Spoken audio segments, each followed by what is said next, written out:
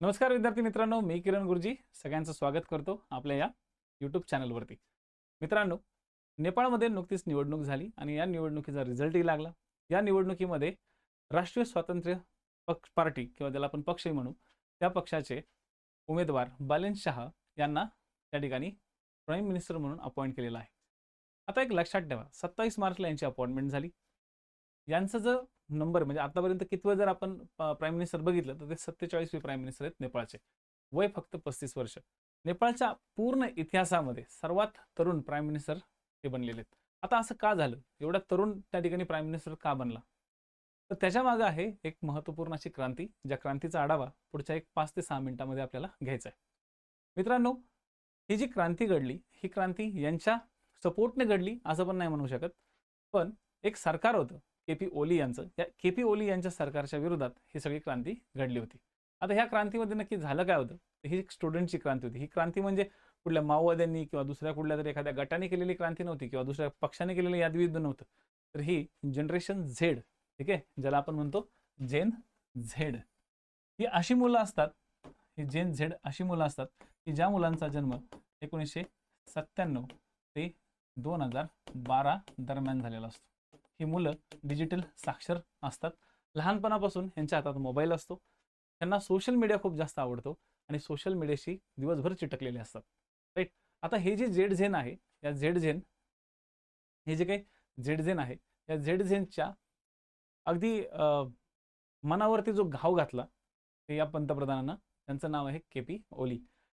आता केपी ओली यांचं जे सरकार होतं, या सरकारने एक डिजिटल सर्व्हिस टॅक्स, ठीक आहे, डिजिटल सर्व्हिस टॅक्स नावाची एक पद्धत लॉन्च केली होती, ज्याद्वारे जे काही ऑनलाईन सर्व्हिसेस देणाऱ्या किंवा सोशल मीडिया वापरणाऱ्या ज्या काही सेवा होत्या त्यांच्यावर त्यांनी टॅक्स वाढवले होते. आता ऑब्व्हियसली या सेवांनी नेपाळसारख्या देशाला, जो की देश खूप जास्त पॉप्युलेशनवाला पण नाही आहे, पण आणि खूप जास्त त्याचं काही महत्त्वही नाही आहे, खूप जास्त जगामध्ये काही खूप नावही नाही आहे, त्यामुळे त्या देशांनी किंवा त्या कंपन्यांनी त्या टॅक्सकडे खूप जास्त लक्ष दिलं नाही. या टॅक्सकडे खूप जास्त लक्ष दिलं नाही. या देशानं काय केलं, सॉरी, या सरकारनं काय केलं, या डिजिटल टॅक्समधली जी असलेली व्हॅल्युएशन आहे ती वाढवली. आता ठीक आहे, ही व्हॅल्युएशन वाढवली, पण त्या कंपन्यांनी ह्यांच्याकडे दुर्लक्ष केलं. शेवटी या सरकारनं सोशल मीडियातले काही प्लॅटफॉर्म बंद केले. आता यामुळे काय झालं, जनरेशन झेडमध्ये थोडीशी अशांतता निर्माण झाली. त्यांनी बोलायला सुरुवात केली, सोशल मीडियाचा वापर जास्तीत जास्त करायला सुरुवात केली.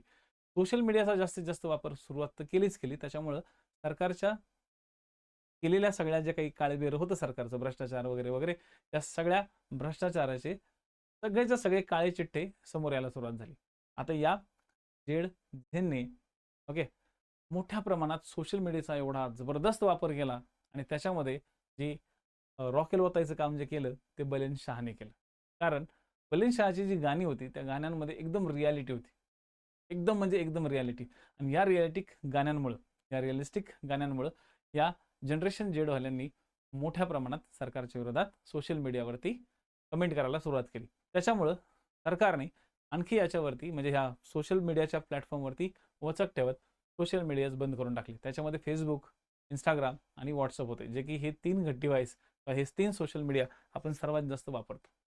आता या सगळ्या ॲक्टिव्हिटीमुळं त्या प्रदेशामध्ये एक NGO होती. ओके, त्या NGOचं नाव होतं हामी नेपाळ. ठीक आहे, लक्षात ठेवा, ही NGO कोण होती? हामी नेपाळ. आणि Discord servers, okay, Discord server, हे सर्व्हर्स तयार करण्यासाठी शाश्वत नावाचा एक व्यक्ती होता. त्या शाश्वत नावाच्या एका व्यक्तीने डिस्कॉर्ड सर्व्हर केले, की ज्या डिस्कॉर्ड सर्व्हर्सवरनं काही फाईल्स अपलोड व्हायच्या किंवा सोशल मीडियावरती ॲक्टिव्हिटी चालायची. याच्यातूनच जनरेशन झेडने सरकारवरती नारेबाजी करायला सुरुवात केली. तर या सगळ्या ॲक्टिव्हिटीमुळं जनरेशन झेड हे सगळे काठमांडूच्या जवळ साधारणतः 8 सप्टेंबर रोजी गोळा झाले आणि 8 सप्टेंबर 2025 रोजी यांनी मोठ्या प्रमाणात सरकारवरती एक घोषणाबाजी सुरू केली. एक प्रकारे आपण त्याला एक आंदोलन म्हणू शकतो. आता झालं असं की हे आंदोलन सगळ्यात पहिले शांततेच्या मार्गाने चालू होतं, परंतु एवढा मोठा मॉब आणि एवढ्या मोठ्या मॉबनं जनरली टार्गेट काय केलं माहिती आहे? एवढ्या मोठ्या मॉबनं सगळ्यात जास्त टार्गेट केलं होतं ते म्हणजे मंत्र्यांची घरं.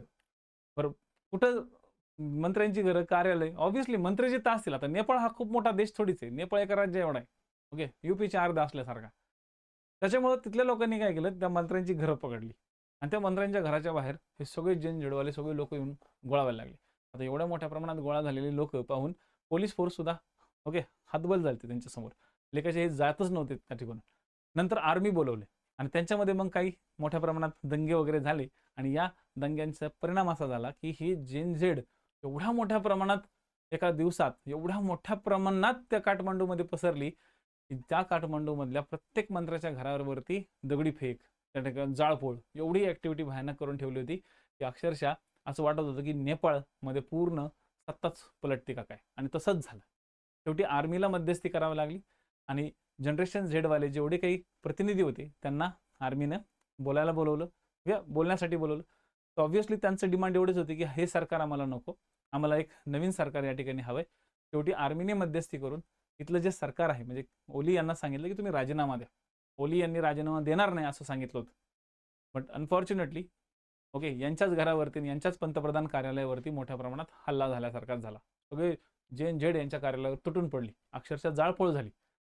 शेवटी ओली यांना समजून गेलं की आता आपल्या हातातून सत्ता गेलेली आहे. यांनी राजीनामा दिला.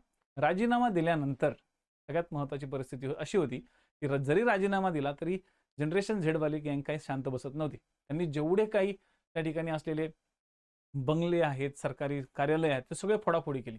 आणि या ऍक्टिव्हिटीमध्ये काठमांडू शहराचा असलेला जो मेयर होता बलेन शाह याने त्या ठिकाणी जनरेशन झेड यांना चांगल्या पद्धतीने शांत करायचा पण प्रयत्न केला. त्याचबरोबर केपी ओली यांनी ज्यावेळेस राजीनामा दिला त्यानंतर सरकार पडलं. ऑब्व्हियसली सरकार 9 सप्टेंबरला सरकार पडलं. ठीक आहे, 8 सप्टेंबरला जनरेशन झेडने उठाव केल्यासारखाच केला.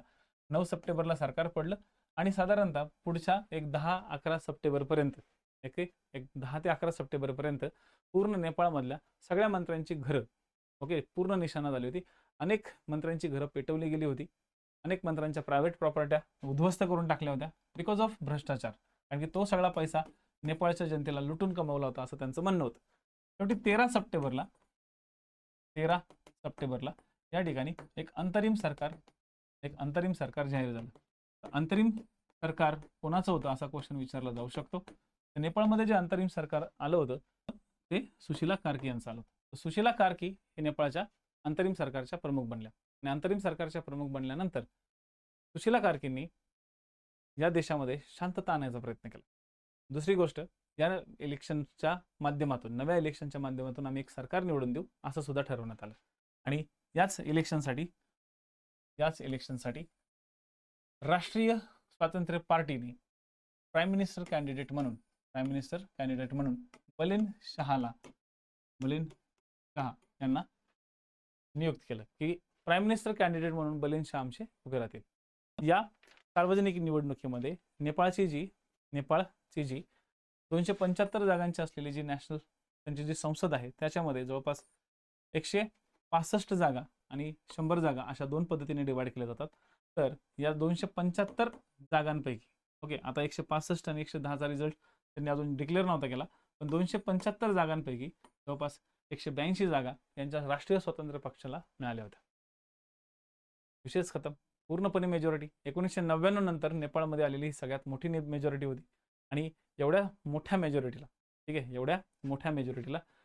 ठीक आहे ऑप्शनच नाही ना, विरोधकच नाही ना कुणी, त्याच्यामुळं त्यांचं सरकार येणं फिक्स होतं.